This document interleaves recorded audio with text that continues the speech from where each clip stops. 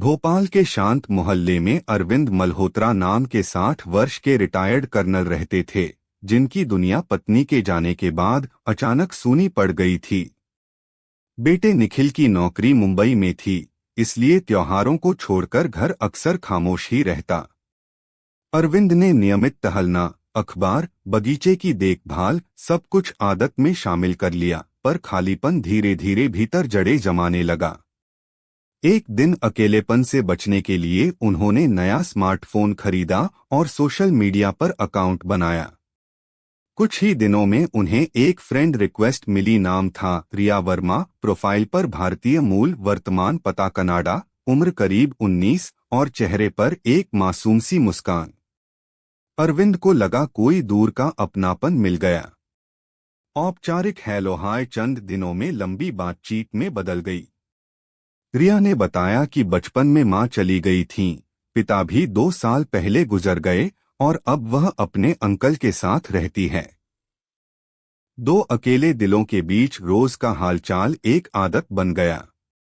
धीरे धीरे बातचीत ने भावनाओं का रूप ले लिया। अरविंद उम्र के फासले को समझते थे, मगर रिया का अपनापन उन्हें जीवंत कर देता। एक दिन रिया ने बताया कि उसे कुछ जरूरी कागजात के लिए भारत आना होगा। अरविंद का मन बच्चों सा हो उठा। उन्होंने आग्रह किया कि भोपाल जरूर आकर मिलना। कुछ दिन बाद रिया का संदेश आया कि वह शहर पहुंच चुकी है। स्टेशन पर अरविंद उसे लेने पहुंचे और पहली ही मुलाकात में जैसे महीनों की बातों ने एक चेहरा पा लिया। रिया 2 दिन अरविंद के घर रुकी।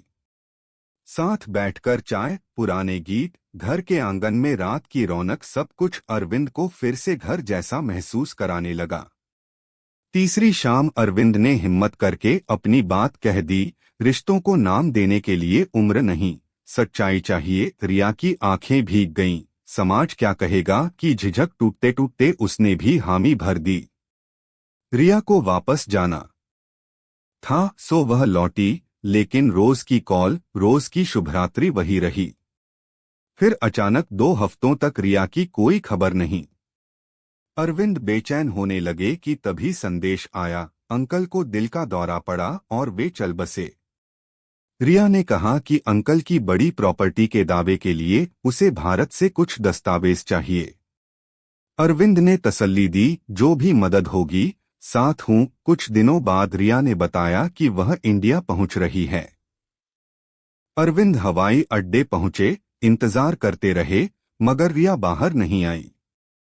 घबराहट में एक अनजान नंबर से कॉल आया। दूसरी तरफ रिया थी। घबराई आवाज में बोली कि कस्टम ने उसे रोक लिया है क्योंकि वह अपने अंकल का सोना साथ ले आई थी और लिमिट से ज्यादा होने पर जुर्माना और ड्यूटी लगेगी।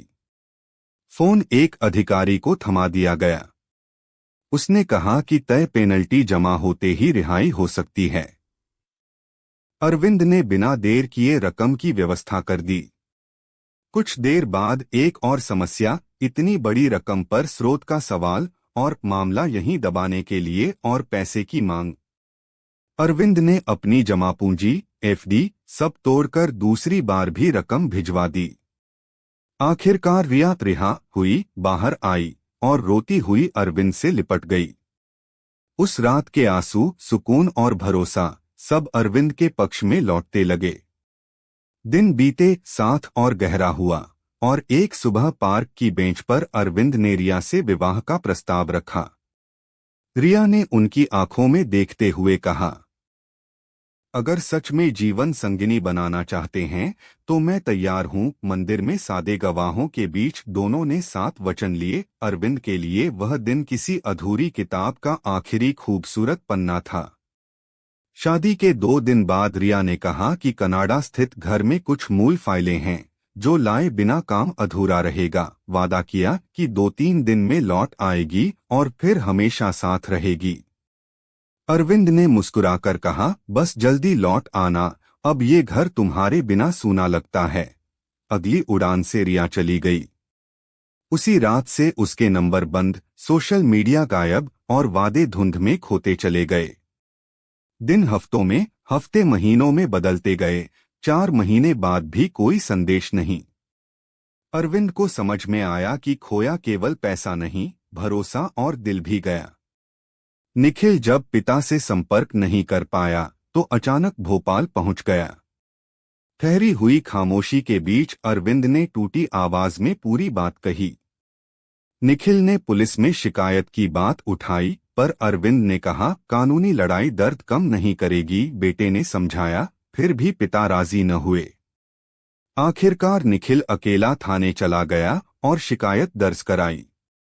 कुछ घंटों बाद पुलिस घर पहुंची। बार बार आवाज देने पर भी कोई हलचल नहीं हुई। दरवाजा तोड़ा गया और भीतर का दृश्य सबको सुन्न कर गया। अरविंद ने अपने कमरे में जीवन का आखिरी फैसला कर लिया था। मेज पर एक पर्ची रखी थी, मेरी मौत का जिम्मेदार मैं खुद हूं। अगर शिकायत में कोई पकड़ा भी जाए तो उस पर कार्यवाही न हो। प्यार सजा नहीं मांगता। यह पढ़कर बेटे की रुलाई फूट पड़ी और कमरे की दीवारें भीगी सी लगने लगीं।